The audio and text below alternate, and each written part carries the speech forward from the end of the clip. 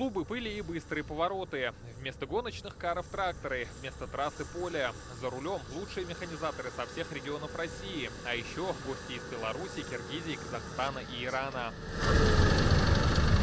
Зульфат Мубараков за баранкой трактора с детства. Мужчина из 7 механизаторов. Управлять техникой научил отец. Я с малых лет с отцом в полях работал. Много получал там, усвоил.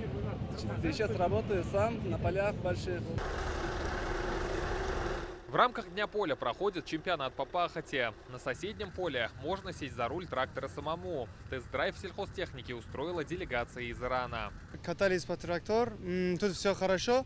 Просто я слышал, тут выставка сельхозхозяйства. И мне интересно было, как в России сельхозхозяйство, какие техники тут. Гостей третьего дня поля ждало необычное выступление – танцевальное шоу тракторов. За рулем сотрудница Чебоксарского музея истории трактора. Есть детский клуб, и они приводили своих детей, потихоньку оставались рядом с ними, пока ждали, дети занимаются, и потихоньку, чтобы не тратить время зря, решили попробовать себя на тракторах. Опытно-демонстрационные поля раскинулись на 45 гектарах. Все от современных разработок для АПК до выставки ретро-техники. Семья Заводских приехала из Казани. 4-летнему Захару приглянулись тракторы. Интерес к сельхозмашинам заложен в генах, говорит мама. Его прабабушка работала на тракторе и в годы войны тоже работала в моторно-машино-тракторной станции.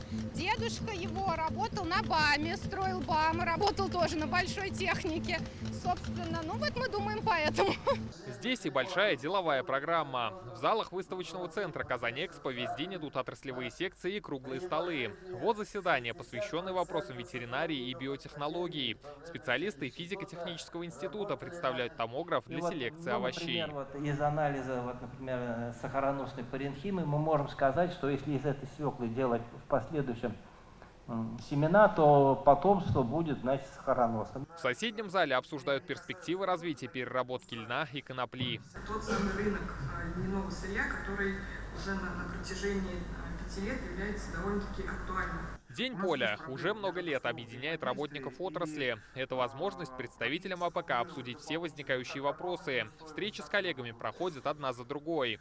Основная цель – обмен опытом между регионами России. Участники отмечают высокий уровень организации. Татарстан всегда отличается радушием в приеме гостей, поэтому здесь только восхищение, все замечательно, все прекрасно. Очень большой выбор техники, очень много что можно посмотреть, также прекрасные у вас посевы. Это отличное, считаю, мероприятие, которое собирает производителей всех народотраслей по всей России, да, независимо от животновод и растениевод. Очень красивая выставка, интересный формат. Я первый раз на выставке на открытом пространстве.